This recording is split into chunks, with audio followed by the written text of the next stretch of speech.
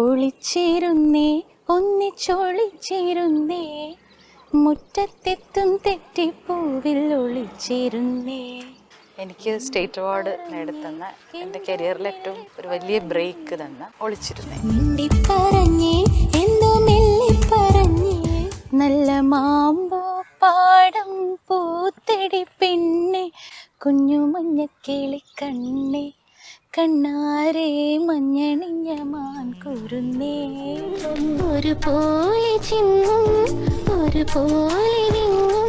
ഒരു സമയത്ത് കേരളത്തിൽ ഉടനീളം ഇങ്ങനെ ബസ്സിലും ഒക്കെ ഇങ്ങനെ അലഞ്ഞു തിരിയുന്ന ഒരു അമ്മയും മോളും. ഞാനും നജീമ അങ്ങനെ പാടിയില്ലെങ്കിൽ അത് പോവും കയ്യിൽ. അപ്പൊ കൃത്യമായിട്ട് അവിടെ കൊണ്ടുവന്ന് എത്തി ഈ വെള്ളം തെറിക്കുന്ന ശബ്ദം അവിടെ ക്ലാപ്പ് ആയിരുന്നു. ഹമ്മിങ്ങിൽ തന്നെ ഞാൻ വീണു കൊടുത്തൊരു പാട്ടാണ്. ഹമ്മിങ് മാത്രമായാലും മതി, ഇനി പാട്ട് വേണമെന്നില്ല, അത്രയ്ക്കും സൂപ്പർ സാധനമാണ്. റിഹേഴ്സലിന് പാടുമ്പോൾ തന്നെ സാർ ഇങ്ങനെ ഇങ്ങനെ നോക്കി ഇങ്ങനെ നിന്നത് എനിക്ക് ഇപ്പോഴും ഓർമ്മയുണ്ട്. അത് പാടിയില്ലെങ്കിൽ സാർ അപ്പം പറയും ഓക്കെ നെക്സ്റ്റ് പാട്ട് വേറെ ആക്കാമെന്ന് പറയും. അത്രയും സാർ ഓപ്പണായിട്ട് പറയും.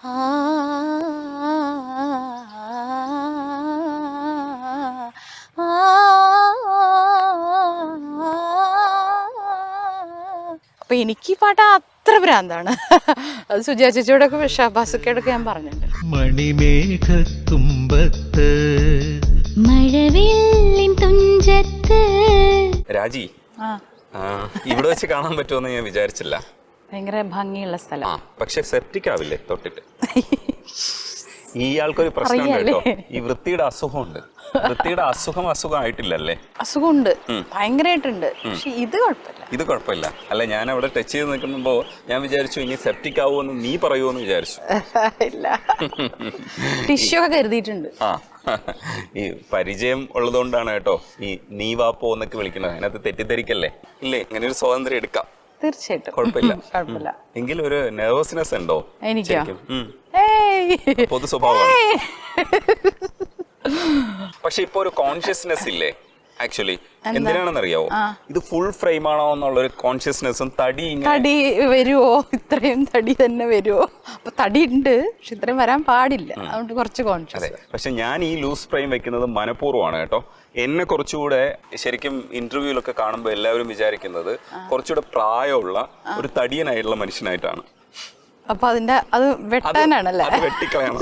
ഇല്ല, എനിക്ക് പൊക്കമൊക്കെ ഉണ്ട് എന്ന് കാണിക്കാം. ഇപ്പൊ രാജിയുടെ കൂടെ കുറച്ചുകൂടെ അടുത്ത് ഞാൻ ചേർന്ന് നിന്ന് കമ്പാരിസൺ ഒക്കെ നടത്താം കേട്ടോ. അപ്പോഴത്തേക്ക് എനിക്ക് കുറച്ച് പൊക്കം കൂടുതൽ തോന്നുമല്ലോ. ഇനിയുണ്ട് ഐഡിയ? കൊള്ളാം. ഇതൊക്കെ പോട്ടെ, പാട്ട് ഒളിച്ചിരുന്നേ പാടി തുടങ്ങാം. എനിക്ക് സ്റ്റേറ്റ് അവാർഡ് നേടിത്തന്ന എൻ്റെ കരിയറിൽ ഏറ്റവും ഒരു വലിയ ബ്രേക്ക് തന്ന ഒളിച്ചിരുന്നേ. ഒളിച്ചിരുന്നേ ഒന്നിച്ചൊളിച്ചിരുന്നേ മുറ്റത്തെത്തും തെറ്റിപ്പൂവിൽ ഒളിച്ചിരുന്നേ. മിണ്ടിപ്പറഞ്ഞേ എന്തോ മിള്ളിപ്പറഞ്ഞേ ചുറ്റിപ്പായും വണ്ടോടൊപ്പം മൂളിപ്പറഞ്ഞേ.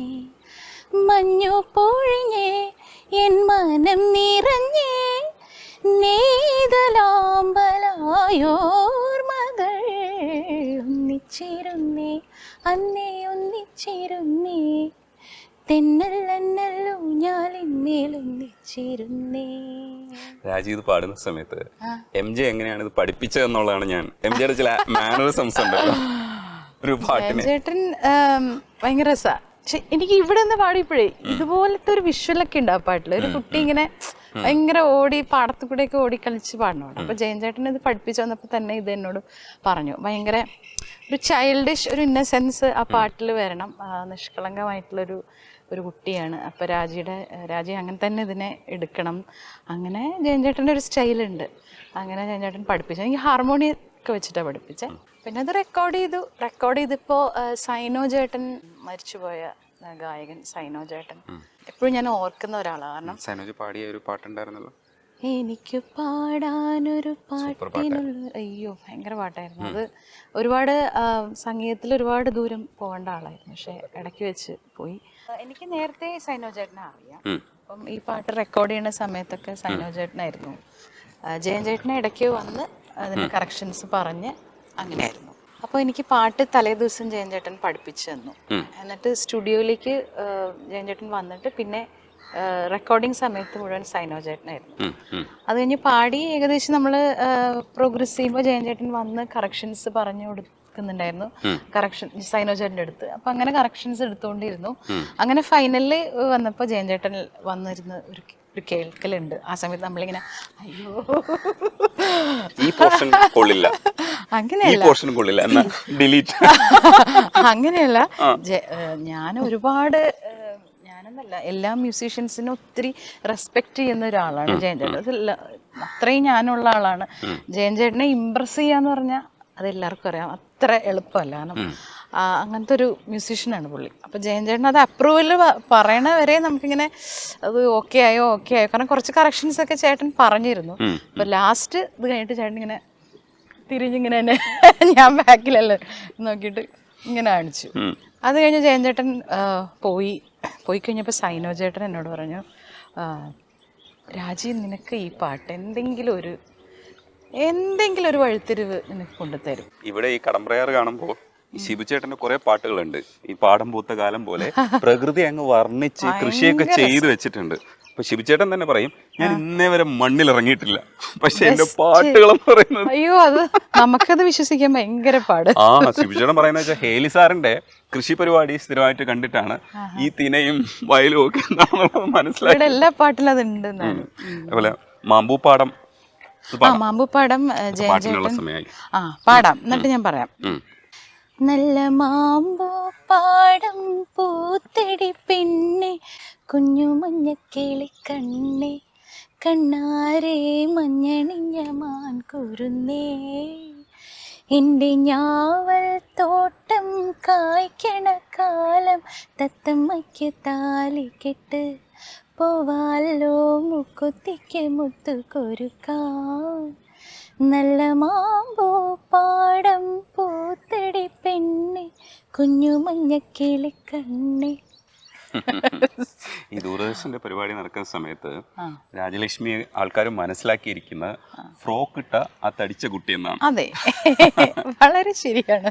ഇപ്പോഴും എവിടെ ചെന്നാലും ഹംസധ്വനി എന്ന് പറഞ്ഞാൽ വേറെ ചാനലൊന്നും ആ സമയത്തില്ല, നാഷണൽ ദൂരദർശൻ. അപ്പൊ നാഷണലിലെ മേരിയ വാസുനോ എന്ന ഭയങ്കര പ്രതിവേട്ടനൊക്കെ സമ്മാനം നേടിയ അതെ, ആ പ്രോഗ്രാം കഴിഞ്ഞിട്ട് ഈ മത്സരങ്ങൾ ആൾക്കാർ ഇങ്ങനെ കണ്ടു തുടങ്ങിയ സമയത്ത് തിരുവനന്തപുരം ദൂരദർശൻ ഒരു സംഗീത മത്സരം അനൗൺസ് ചെയ്യുന്നു, ഓഡീഷനൊക്കെ.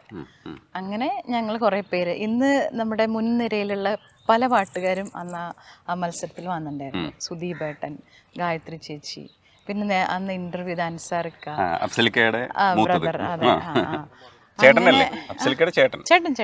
അതെ, ചേട്ടനായിരുന്നു വിന്നർ. അതെ, ജ്യോതി ചേച്ചി വിന്നർ. ഇവർ രണ്ടുപേരുമായിരുന്നു. ഞാൻ സെക്കൻഡ് ആയിരുന്നു. പക്ഷെ അത് ഈ 15 എപ്പിസോഡിൽ വൈൻഡപ്പാണ് പരിപാടി. പക്ഷെ അത് ഭയങ്കര വ്യൂവർഷിപ്പ് ആയിരുന്നു. വേറെ ചാനലില്ല. ഞായറാഴ്ച ഉച്ചയ്ക്ക് 12 മണി